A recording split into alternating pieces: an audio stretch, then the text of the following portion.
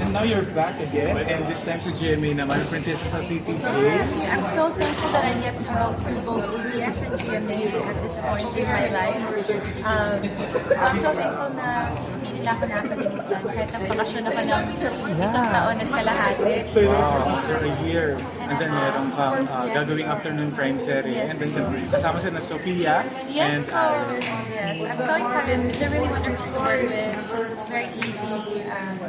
Actually, ako yung nahiya sa kanila kasi yung character ko is really different. So, parang ako nag-learn ng bagong dialect or bagong language sa character ko. So, super patient nila sa akin. So, ano ba yung nagpa-yes sa'yo? Direct Jerry. Direct Jerry. He was my director for Pangako Sa'yo when I was 10 years old. And then siya din yung director ko for PH. Some of my PH are romances. Dami mo PH romances.